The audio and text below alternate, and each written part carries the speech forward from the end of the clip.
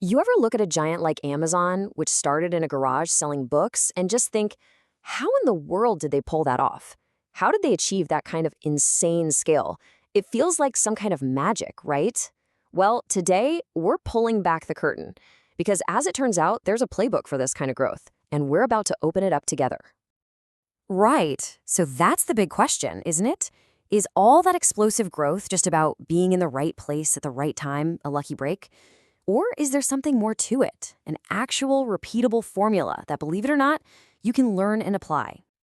Well, the answer is simple. It's not luck. It is absolutely a playbook.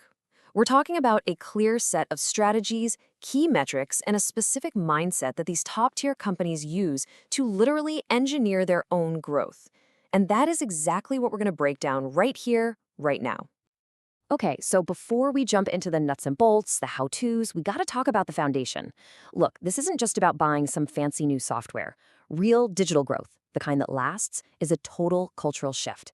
It's about building a company that is just wired to adapt and innovate constantly. And there's actually a cool theory behind this whole thing. It's called dynamic capabilities theory. Now, I know, it sounds super academic, but stick with me, because the idea is actually pretty simple. The best companies, they're like chameleons. They are masters at spotting new opportunities, pouncing on them fast, and then completely rearranging their teams, their tech, you name it, to stay ahead of the curve. It's like organizational flexibility on steroids, and that's the mindset you need before you even think about growth tactics. All right, so with that mindset locked in, let's get to the fun part, building your growth engine. This is the machine that brings customers to your doorstep. And really, it all comes down to two super powerful core ideas. So on one hand, you've got the magnet.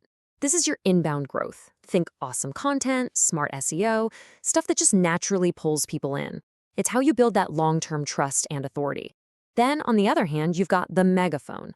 This is where things get really exciting. It's exponential growth. This is all about getting your current customers to do the work for you, shouting about your product from the rooftops through referrals and network effects. And if you're wondering just how powerful that megaphone can be, get a load of this number. A staggering 91% of your happy customers are totally willing to recommend you. Just let that sink in. That's like having a massive, ready-made marketing department just sitting there waiting for you to press go. But, and this is a huge but, here's the reality check. A tiny 11% of businesses actually bother to ask for them.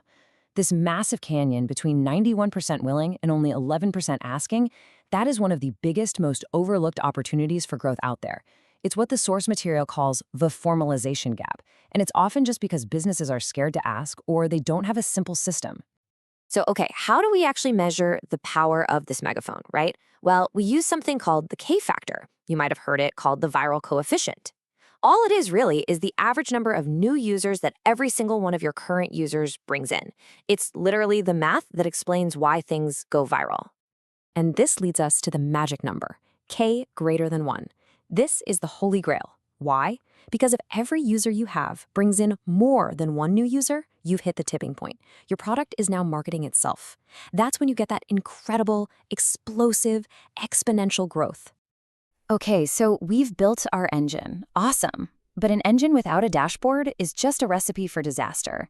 You have got to measure what's happening. I mean, you can't manage what you don't measure, right? Sustainable growth is all about being obsessed with the data behind that entire customer journey. And the best dashboard out there for this is the ARR framework. Yeah, it's famously called Pirate Metrics. AARRR. Get it? Anyway, it's brilliant because it breaks the whole customer journey down into 5 simple measurable stages.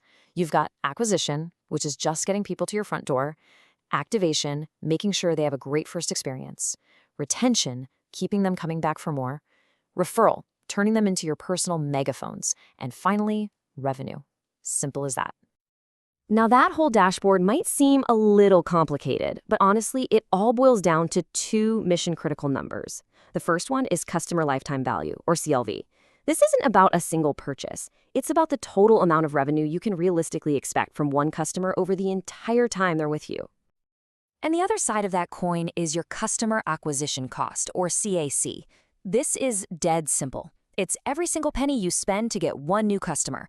Your ad budget, your marketing team, your sales folks, you add all that up and divide it by the number of new customers you brought in. That's your CAC. So why do these two numbers matter so much? Because of this ratio right here. This is the health monitor for your entire business. For a healthy, scalable company, your CLV needs to be at least 3 times bigger than your CAC. A 3-to-1 ratio. Think about it. For every dollar you spend getting a customer, you need to be making at least $3 back over their lifetime. If you hit this ratio, you're golden. If you don't, you have a problem. Okay, so once you've nailed the basics, you've got the engine, you're watching the dashboard, it's time to level up. This is where we talk about advanced scaling, like bringing in powerful tech like AI and finding your place in the wider digital ecosystem. And when we talk about AI, this chart is so telling. It shows this huge gap. Look, almost everybody, 90% of companies, is dabbling in AI. But, and this is the key, only about a third of them have actually managed to scale it across their business in a way that truly moves the needle. So why? Why is there such a massive gap? This quote nails it. The hardest part of scaling something like AI isn't the tech itself. It's the people. It's organizational. You can't just drop a new AI tool into your old ways of doing things and expect magic. To get the real benefit, you have to fundamentally rethink and redesign how your teams actually work together. And that brings us to our final and maybe the most critical part of the playbook: how to avoid the hidden traps. Because here's a scary statistic for you. Something like 70% of these big digital transformation projects, they fail. They just don't hit their goals. So we have to understand why.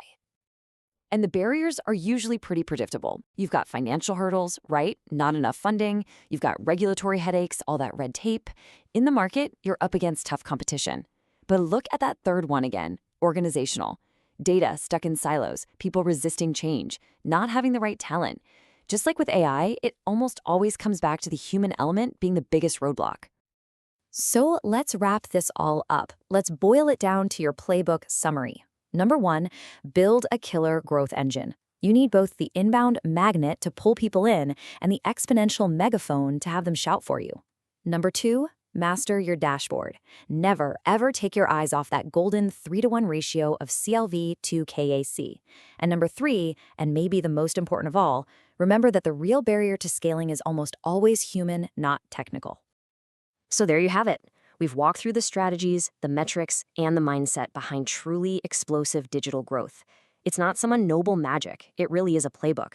So the only question left is the one right there on your screen. You have the playbook. Now what are you going to build?